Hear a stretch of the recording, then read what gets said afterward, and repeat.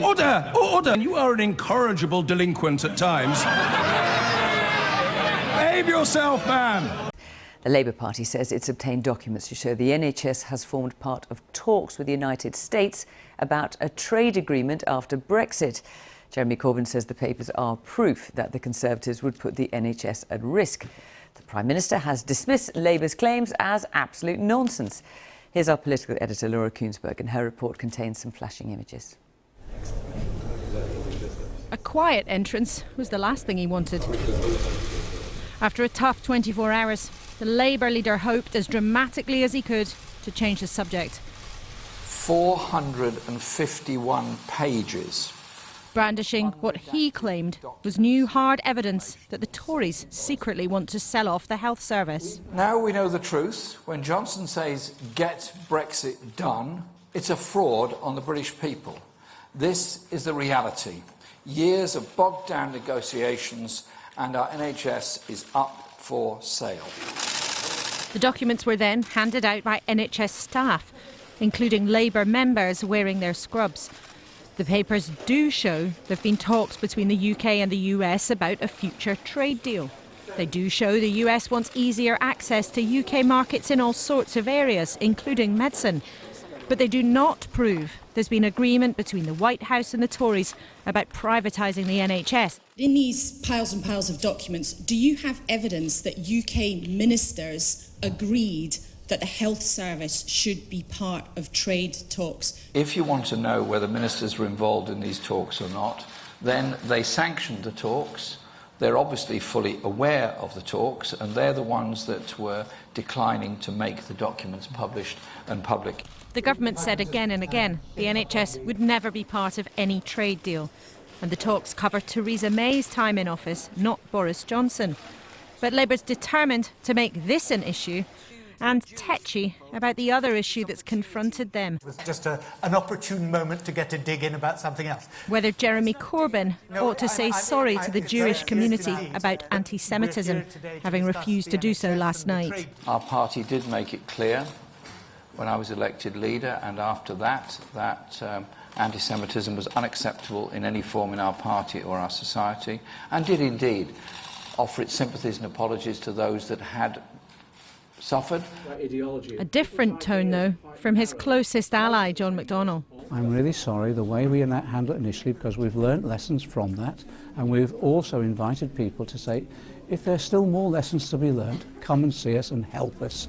Jeremy Corbyn tried today to grab hold of this race for Westminster, and in a sense that's been much of the essence of this campaign so far.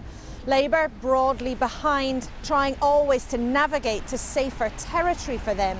The Conservatives broadly ahead, but with their own problems and nervous on the ground.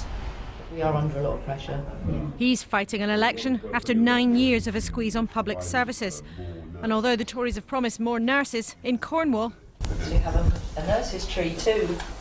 As well as a magic money tree. They wanted to know if there's a nurse tree as well as a magic money one. The NHS is in no way on the table, in no aspect whatever. And this, as I say, is continually brought up by the Labour Party as a diversionary tactic. The Tories suspended one of their candidates after allegations of anti-Muslim language.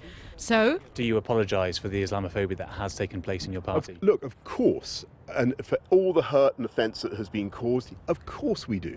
Hold it up, hold it up. But even the subjects of an election are a battleground as the votes begin to be cast. So, Laura, this document that Labour has been brandishing today, we saw you there at the press conference, what does it actually prove? Well, it shows that America wants to have access to all sorts of different parts of the British economy, whether that's pharmaceutical, agriculture, all sorts of things. And they've been talking to British officials about that for some time now. And the documents do show that drug pricing, the cost of medicine, is one of the things that America wants to discuss as part of a future trade deal that could happen after Brexit. What they do not prove is that the NHS itself as an organisation is somehow up for sale, and it does not prove that there is some kind of plot secretly between the White House and Downing Street to make that happen.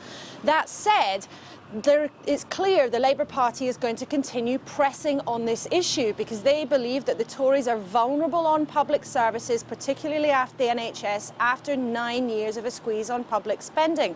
But the Tories have repeatedly denied this again and again and again. They've ruled out putting the NHS as any part of any trade talks in future, and explicitly also ruled out talking about drug pricing as part of a deal that they want to do with America after Brexit.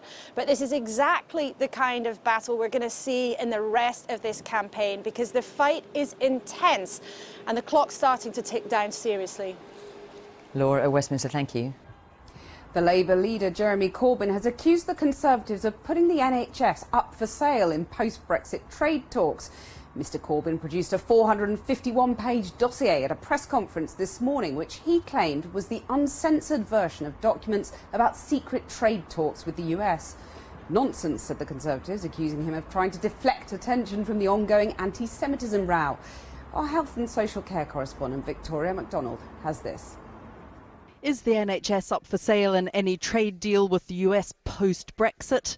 Labour today said yes, and that they now had the evidence. These documents confirm the US is demanding the NHS is on the table in the trade talks. These uncensored documents leave Boris Johnson's denials in absolute tatters. There is some dispute about how much these 451 pages actually prove Labour's claim, although they certainly show how dry these trade talks can be.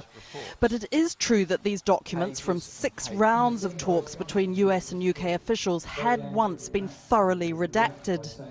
First exposed in a Channel 4 dispatches last month, they show meetings were held between July 2017 and July this year. If the UK really is determined to make no changes at all on pharmaceuticals, they can absolutely hold that position. But if you do that, that will obviously affect the overall negotiation.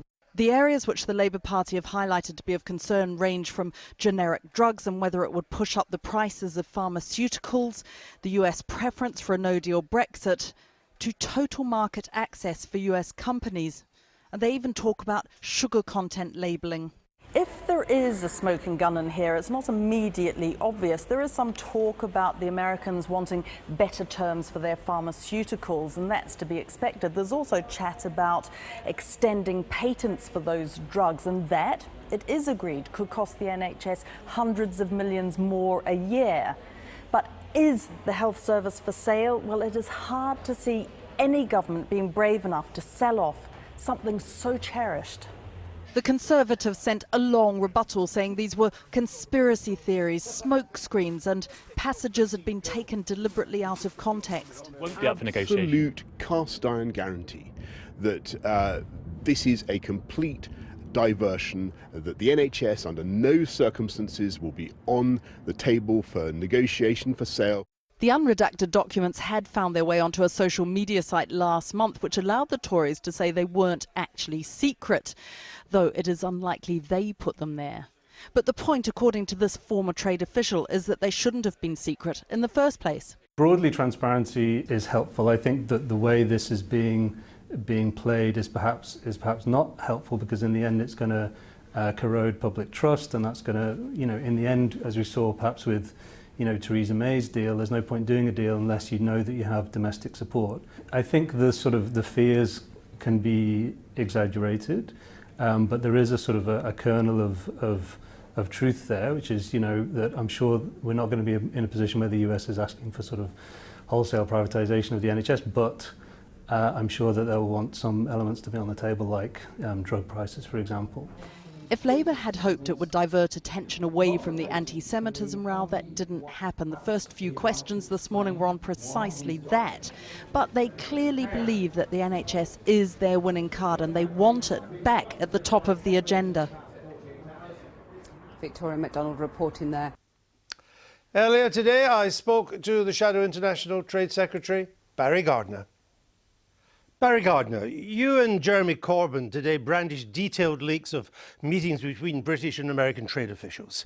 What evidence do they contain that the Tories plan, as your party claims, to sell off the NHS to Donald Trump's America? They very clearly set out that they have discussed full access, which means the abolition of the control that we have through NICE of the cost effectiveness of drugs. Right, but that's about drugs. What plans do they contain that show the Tories plan to sell off the NHS? Well, Andrew, you have to understand that the NHS is not a building that you sell. What you do is it's a series of services, and what they're proposing to do is to make those services open so that they can be competed for and against the Americans in a marketplace where they would be sucking millions of dollars out of our NHS, destroying the capacity that we have then to provide other services for our patients. So it's American competition, you fear, not selling off the NHS to America. Look, that's what your party says. Yes. It's a way of trying to communicate to people that there are different ways in which you can destroy the NHS. One of them is by ensuring that money is sucked out of the system and that costs are increased. And if you look at what Professor Andrew Hill has said, who's an advisor to the World Health Organization, when assessing the relative costs of drugs that we would pay if we were to pay American prices, which is what these trade negotiations show the Americans are wanting to do, it would be an extra 27 billion. At the moment, we pay 18 billion. Hold on. Our total drugs bill from all over the world is 18 billion. Yes, indeed. Not just America, from everywhere. Yes. Your leader is saying that a trade deal with America will add 26 billion a year to the drugs bill. How would that work out? Sorry, it's not the Labour Party that's saying that. This is Professor Andrew Hill, who is the advisor. Excuse me, Jeremy Corbyn has said that with a free trade deal with America, drugs will go up by 500 million a week, which is about 26 billion a year. It's actually 20. That's Mr. Corbyn. It's almost 27. It's actually, yes, How would that be if our total drugs bill is only 18 billion? We're quoting what Andrew Hill, the professor who is the advisor to the World Health Organization, himself has said. And do you know what assumption he made to get the 26 billion figure? He said if we were paying the same prices as the Americans are paying for those drugs. What he said was if we paid American prices for drugs we bought from all over the world, not just American. We would say to France, we'll give you American prices too. We'd say to India, we'll give you American prices. It's ludicrous, and you know that figure is scaremongering. I'm sorry. We've been very clear in that we've quoted Andrew Hill and exactly what he said. But his assumption is ludicrous. It's not ludicrous because, of course, once you engage in a trade agreement with America to big American pharmaceutical companies, those big drug companies, if we're paying that rate to them, and that's what both President Trump and Lighthizer, the trade representative, have both said, they say that we're freeloading on their system. They want us to pay more so that Americans can pay less. We will not accept that. Because that will destroy the funding for the NHS. That the British side has agreed to that? What you have is 6 meetings over a period of 2 years in which they have said that they've come to the point where they are now ready to draft the wording that would go into the eventual trade agreement. No, they're ready to draft the next stage of the negotiations on which they would be based. I ask you again, is there anything in these documents to show that Britain has agreed to any of this? Andrew, can I just point out that if ministers are allowing civil servants to go off and negotiate this, either they're in control of it, in which they know what's going on, or they're not in control. Barry Gardner, these are not negotiations. These are scoping out talks. No, they are. Sorry. For example, let me just come to the point. Are you claiming, as Mr. Corbyn did today, that we've agreed to full US market access to Britain? That is precisely what has been discussed. Have we agreed to it? Not yet, because we can't. We can't agree to it at this stage because we haven't left the European Union, as you well know. You see, the point is, though, Andrew, that actually all of this is being discussed. And you will remember that when Boris Johnson was on the television the other night, he looked directly into the camera and he said, this is nonsense. This is not happening. He denied that these negotiations were going on. Now, you say they're not negotiations, and technically we can't negotiate with American and they're scoping talks. But But let me just... I've seen all that. Barry Gardner, let me ask you this. More than and I want to come on to some important things here. But let me ask you this, because you talk about total market access. What the document says, and it's the British describing the American position, because that's what they were there to find out, not to negotiate, to find out the American position. And Mr. Corbyn part-quoted this bit. The US approach makes total market access the baseline assumption of the trade negotiations. That's an accurate quote. But he didn't go on to repeat the rest of the sentence. What does that say? Well, you've got it there, so you tell me. So you don't know? Well, I've got it here if you want me to find it. But I'll have well, to I've got it here pages. because you probably won't find it there.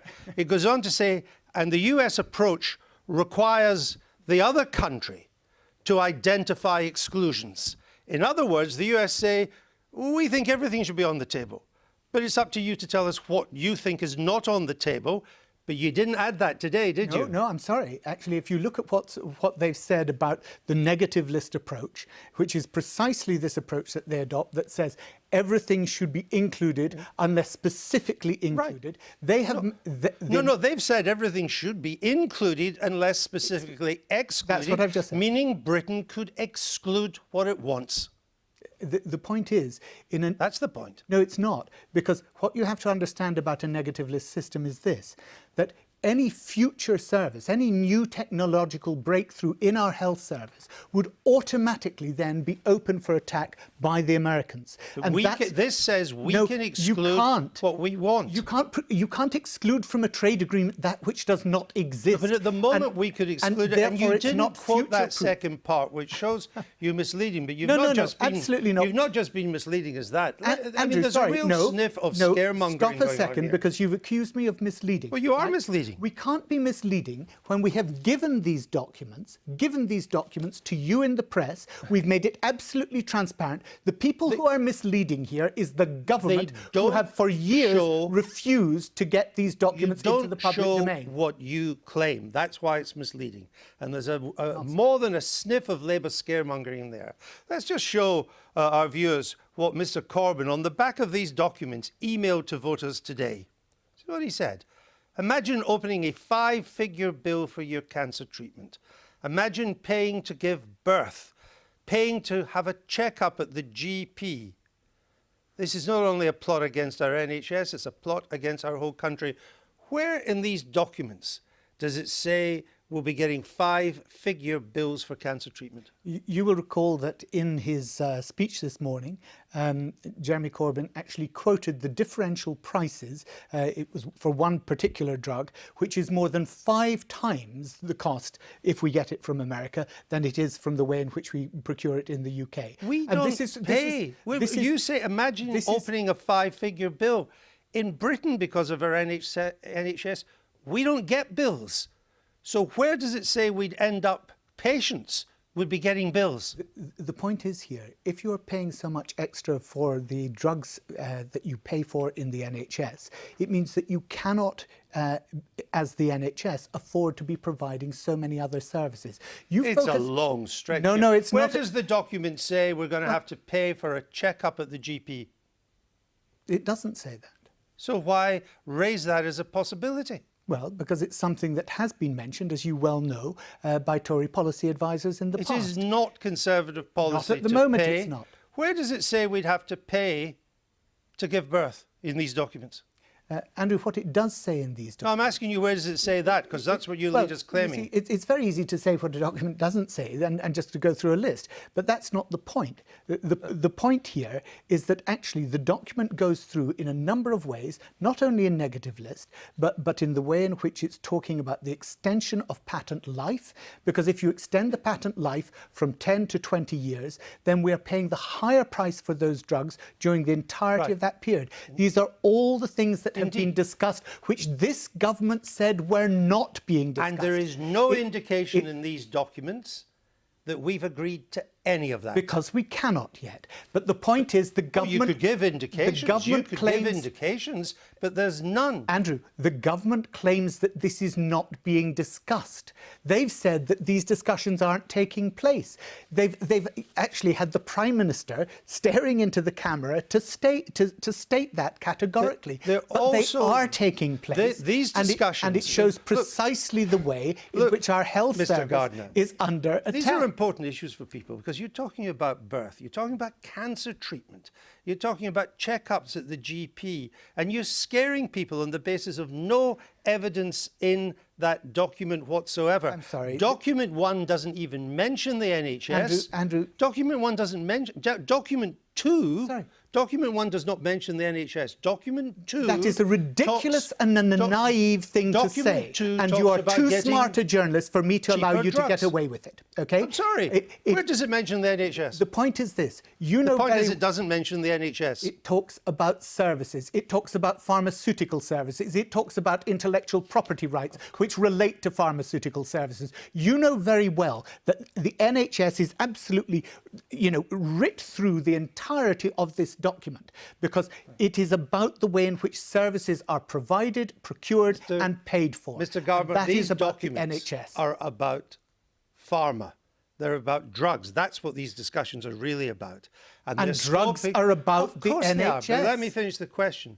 They are scoping out the nature of what trade talks could be when real negotiations, if and when they begin.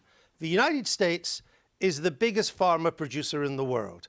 The United Kingdom is in the top 5 pharma producers in the world. It is inevitable that pharma will be discussed.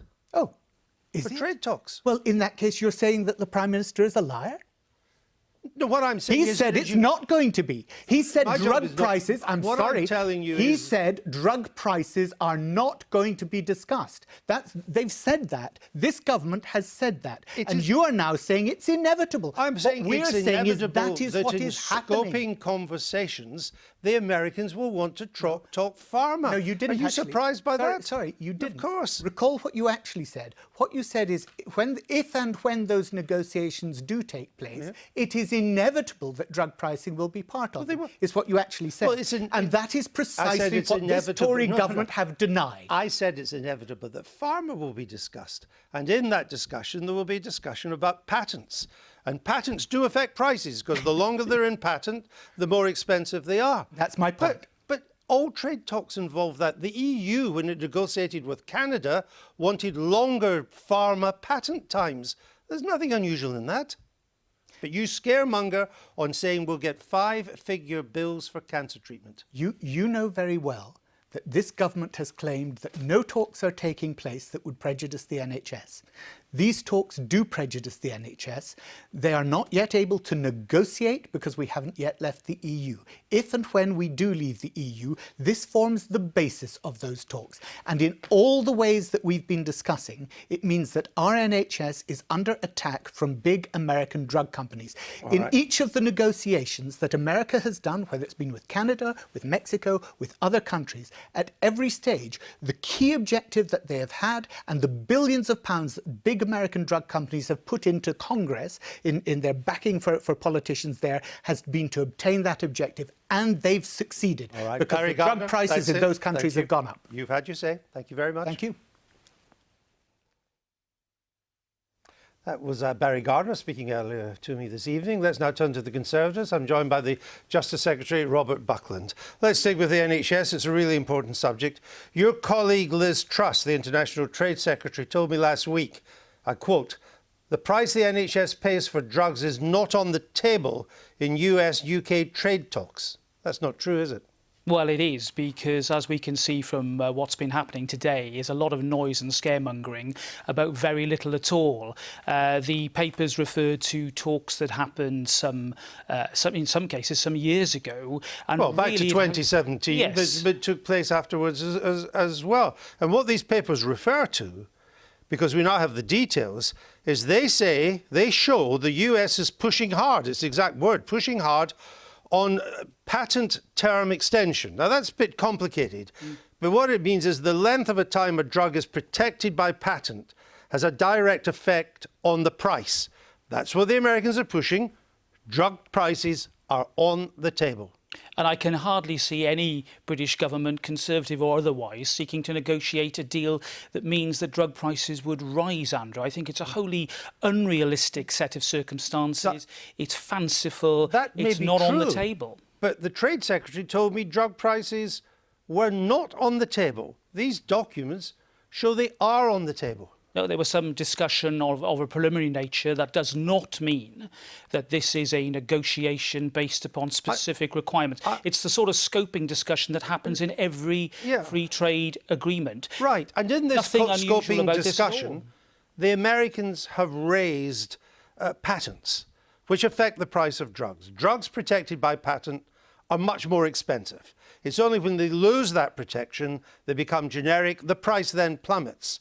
So if we agree to longer patents, which is what the Americans want, we are agreeing to higher drug prices. Now, we might not agree that's another matter, but it means it's on the table. The documents leave you in no doubt about that. Well, our rules on patents are somewhat different and more stringent, and I cannot That's why the Americans have raised it. Well, indeed, well, good luck to them, but they're not going to get very far with us because we've made it very clear that that sort of issue is not on the table. Well, but it is on the... I'm sorry, the documents show it's been on the table at these 6 meetings. Well, and indeed, the British side, as we see from the documents, now acknowledge, they say, the longer you protect, that's the patent, the longer higher prices are maintained. Right. They say, then they ask, is there a trade-off?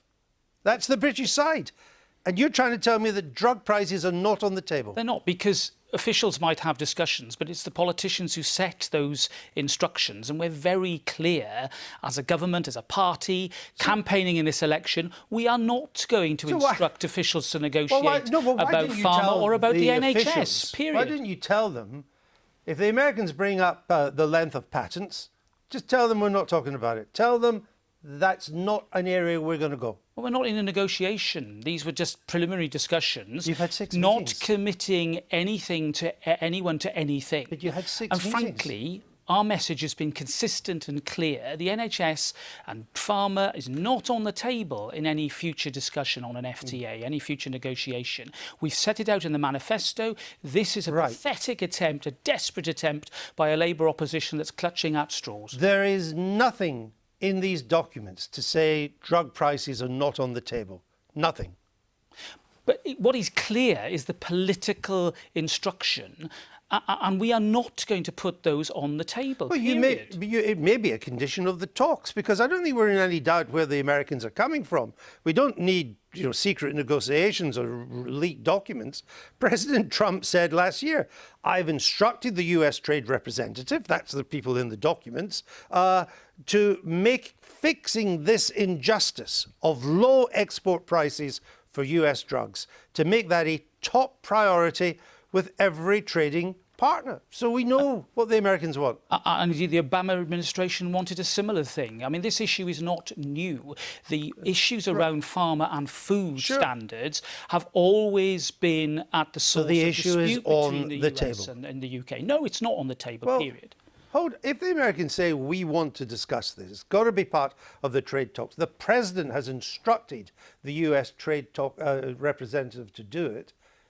Are you prepared to make this a deal breaker so that the talks actually don't go any further? Well, look, we've made it very clear that the NHS or anything to do with it is not on the table in any future talks. That includes pharma. I really think that so there'll be no trade talks then? No, of course there will be trade talks. If the Americans want patent lengths and the price of their drugs on the table, and you say we're not doing that, there will be no trade talks. No, but these have been arguments that have been around for years, Andrew. Nobody's pretending that this is going to be easy. It's Mr. Trump's top priority. Now, either we say, all right, we'll discuss it, we're not going to agree with what you want, but it will be on the table, or we say, if that's where you want to go, forget a US-UK free trade deal. Which is it? No, well, look, I'm very clear, and the government is very clear about this. We do not have the NHS on the table in any of these talks. So there might not be free trade talks with the Americans? Well, we've been very clear about it. I think there will be free trade talks. What I'm trying to work out is if this is really your position,